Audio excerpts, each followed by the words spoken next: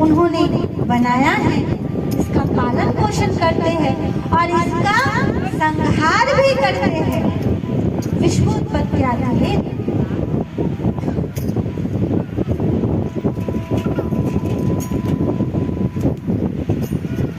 तो श्री सुखदेव जी महाराज कहते हैं कि श्री सुखदेव जी महाराज कहते हैं कि जिन्होंने इस संसार को बनाया है, मिटाया है, मिटाया है और जो पालन करते हैं वो एकमात्र श्री हरिनारायण है। तो इसलिए कहते हैं कि विश्वोत्पत्ति तापत्रय विनाशाय संभवामि युगे युगे, अर्थात जो काम, क्रोध, लोभ, मोह, मद, मात्सर्य आदि तापों का नाश करने वाले हैं वो एकमात्र श्री कृष्ण है। तापत्रय विनाशाय, इन सबको नाश करते हुए जब इस पृथ्वी पर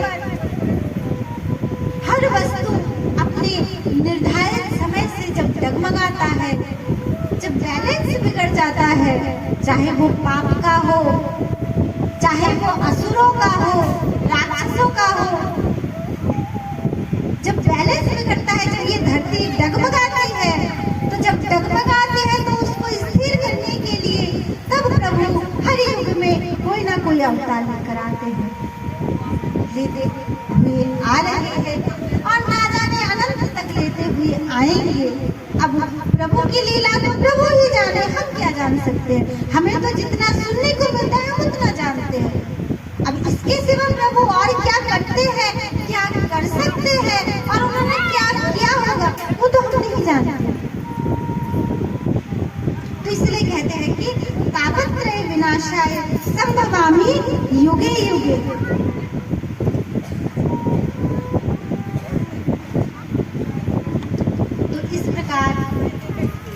ऐसे श्री कृष्ण जो सच्चिदानंद स्वरूप है, जो इस सारे संसार की रक्षा करते हैं, पालन पोषण सब करते हैं, ऐसे श्री कृष्ण को, ऐसे भगवान को, ऐसे परमानंद स्वरूप को मैं कर जोड़कर विनम्र होकर मैं प्रणाम करता हूँ।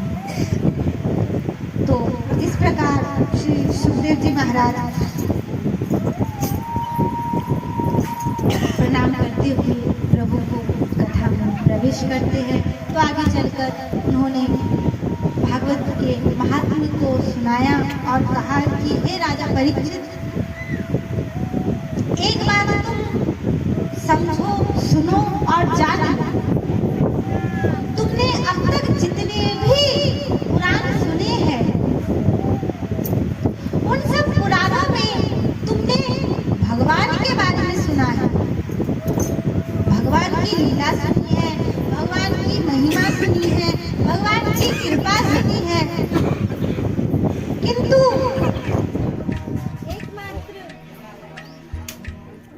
एकमात्र ये भागवत ही है जिसमें प्रभु अपने नहीं, अपने भक्त के बारे में बताते हैं।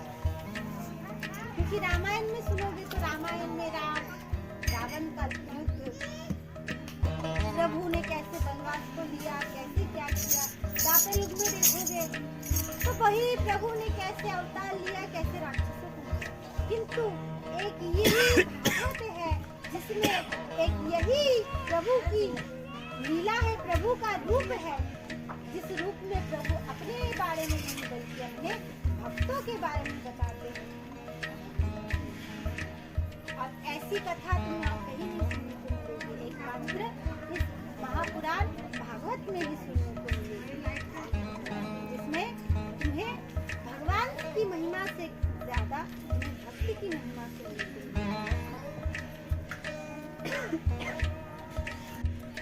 নরার শক্তি থাকে না, আর মা যদি যুবতী হয় তাহলে কি সেই মার মনে শান্তি পাওয়া যায়?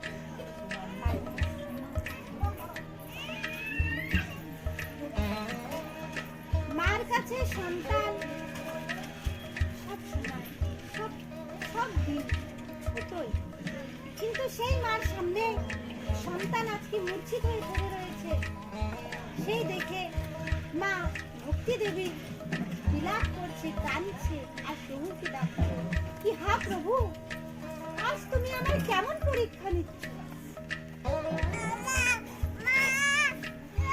আজকে আমি 16 বছরের যুবতী কন্যা হয়েছি, আর আমার সন্তান কিনা মৃত্যুর ঘরে পড়ে রয়েছে। কেমন আমার সন্তানকে দিকে একবার তো তাকাও, কোন রাস্তা তো দেখাও যেতে আমি আমার সন্তানদের ভালো করে সুস্থ করে। তখন সেই কথায় নারদ মুনি আগমন হল। নারদ মুনি যে সবসময় নারায়ণের নামে মগ্ন থাকে, যে নারায়ণকে ছেড়ে আর কিচ্ছু জানে না, তিনি সেইখানে উপস্থিত হয়ে আসলেন আর কি বলছেন, নারায়ণ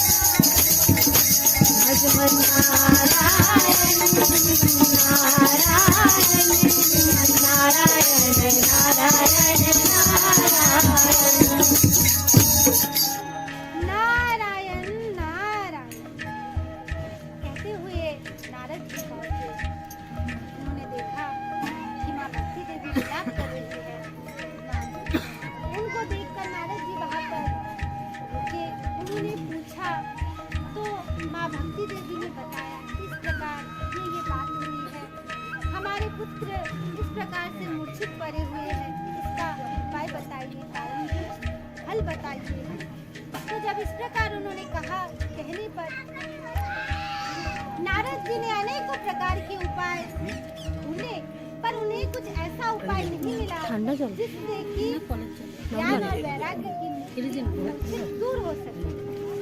फिर घूमते घूमते नारद जी पहुंचे सनकादि ऋषियों के पास। सनकादि ऋषियों से उनको जानकारी मिली, किसकी ना सप्ताह भागवत की जानकारी मिली कि तुम ज्ञान और वैराग्य को सप्ताह रूपी भागवत का पाठ श्रवण कराओ, वो अवश्य ठीक हो जाएगी। तो इस प्रकार जब सुना तो नारद जी ने फिर ज्ञान और वैराग्य को भागवत सुनाया। 7 दिन भागवत सुनने के बाद ज्ञान और वैराग्य की दूर हो गई, मूर्छा दूर हो गई, वो फिर से चैतन्य हो गए, फिर से अपने हाथ पैरों पर खड़े हो गए। तो इस प्रकार जैसे ही उनकी मूर्छा दूर हुई, अपने स्वरूप में आए, वैसे ही माँ भक्ति देवी प्रसन्न हो गई। बोले श्री भागवत भगवान की जय। तो इस प्रकार नारद जी ने ज्ञान और वैराग्य की इच्छा दूर कर भागवत से। उसके पश्चात श्री सुखदेव जी और भी व्याख्यान सुनाते हैं, धुंधकारी की और गोकर्ण की कथा सुनाते हैं। किस प्रकार धुंधकारी की मृत्यु हुई, जो आसुरी प्रवृत्ति का था, जिसने कभी प्रभु की कृपा, प्रभु का नाम जाना ही नहीं, और गोकर्ण जो प्रभु के नाम के सिवा उसने और कुछ नहीं जाना। ऐसे थे गोकर्ण जी। और जब धुंधकारी के पापों का भरा भर गया तो उसकी मृत्यु हो गई और उसको राक्षसों की योनि, प्रेत की योनि मिली। और प्रेत योनि से मुक्ति पाने के लिए मार्ग ढूंढा तो केवल एकमात्र मार्ग मिला गोकर्ण जी को, क्या? सप्ताह रूपी भागवत, यही भागवत रूपी गंगा ही मिली, जिसके जल से, जिसके प्रवाह से, जिसकी एक बूंद पड़ने से मनुष्य अपने पापों से मुक्त हो जाता है। तो इस प्रकार ये भागवत सुनाने के पश्चात